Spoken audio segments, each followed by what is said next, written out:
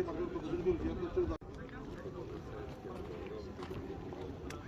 الله الرحمن الرحیم. السلام علیکم ګران کتونکو، زه عبدالله شیرین یو پیر بیا ستاسو په درنه خدمت کې حاضر یم.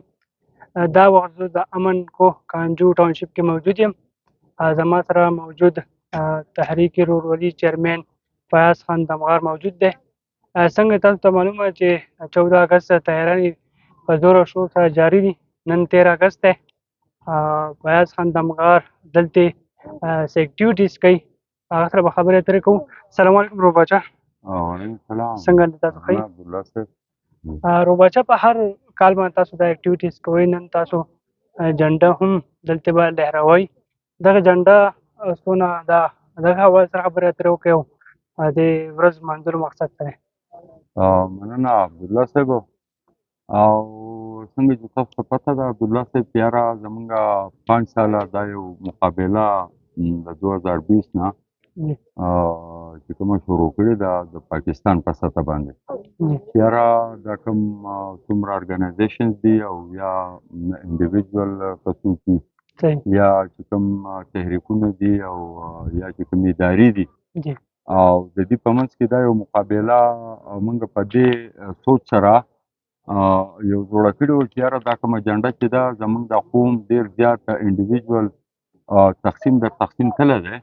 او په مختلفو پارټیانو او مختلفو جنډو او د دې شیزونو مسلکونو او د ژبو د تقسیم په بنیاد باندې. نو موږ غوښته دا چې یاره دا جنډه چونکې زموږ د یکجهتۍ او د پاکستان جنډه ده او لکه د دې خپل یو قدر و قیمت دی، نو موږ دا غواړو چې یاره دا څومره چې کوم دلته کې دا تحریکونه دي او که هغه دا د ژبو په بنیاد دي او که د مسلکي بنیادونو باندې دي او که په د رنګ او دغه د قومونو په تقسیم باندې دي، نو چې د دې ټولو په منځ کې ورورولي جوړه شي او دا چې زموږ څونکې د ټول د هر پاکستاني چې دی او بیا د ټول پاکستان د ټوټل قوم زموږ دا یو واحد نشان دی، نو چې هغه احساس پیدا شي او هغه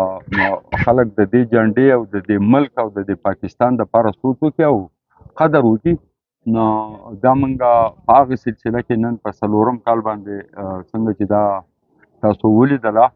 چې یاره دا پاکستاني پرچم چې یاره هغه 80 فوټ د هغې لمبایي ده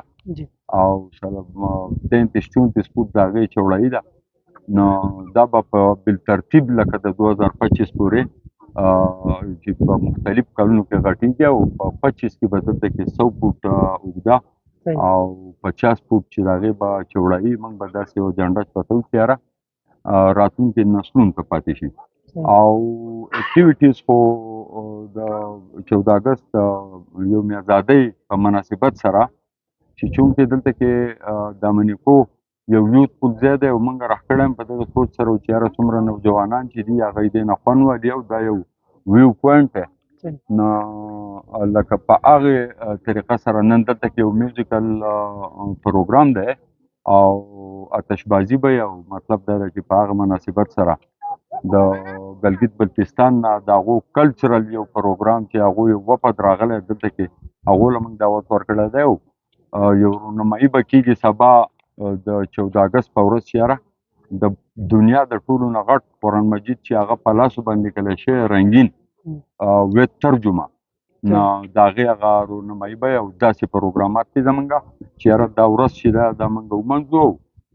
په هغې کې بډ چړ کې دا څومره نوجوان چې دی چې دا هغه خپل حصه پکې والي. صحیح. د امن کوه جوړول مقصد څه و؟ د امن کوه چې چونکې تاسو دلته اوس ناست یې دا یو ویو پوینټ دی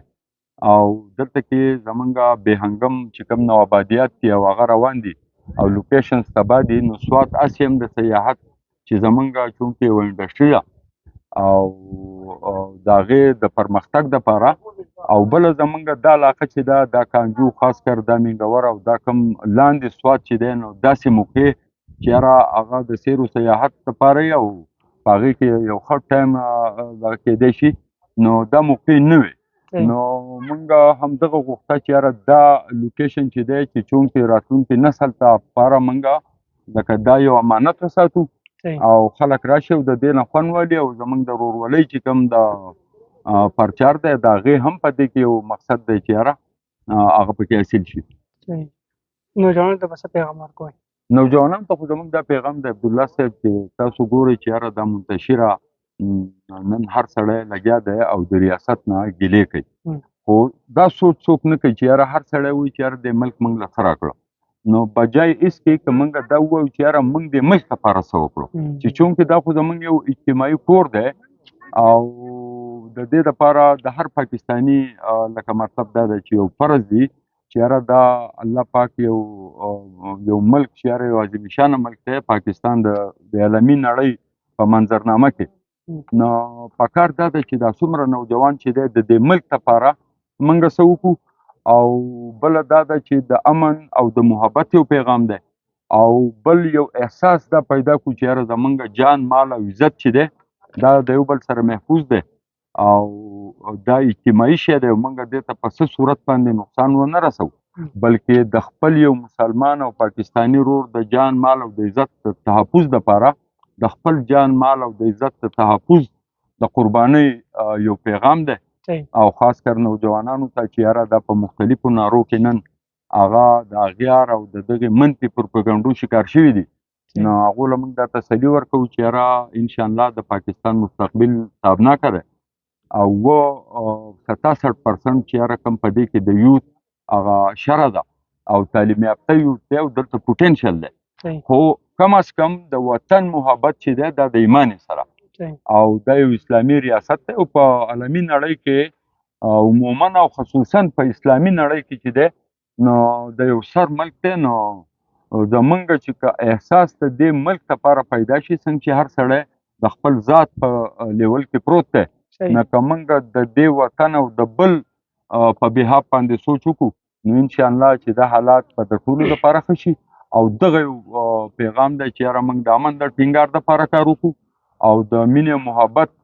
دپاره کار وکړو، د یکجهتۍ او د ورورولۍ د جوړولو دپاره کار وکړو، دا زما نوجوانانو ته پیغام دی چې یاره په منفي پروپاګنډو کې او په دې کې نه پرېوځي، او دا یقین وساتي چې انشاءالله د دې مسایلو نه به دا ملک هم دا موږ به وباسو، ځکه چې موږ په خپله باندې لکه مطلب دا دی چې یو کوشش ونه کړو نو څوک به راځي چې یاره زموږ حالات به بدلی، نو دغه پیغام دی زموږ د نوجوان دپاره چې بالکل په منفي پروپاګنډو کې رانشي، او پاکستان دا زموږ کور دی، دا زموږ وطن دی او دې موږ له ډېر سره کړي دی، او کوشش به کوو چې د نوجوان دا محرومۍ چې دی انشاءالله دا موږ لرې کړو او د یو یکجهتۍ یو فضا چې ده نو هغه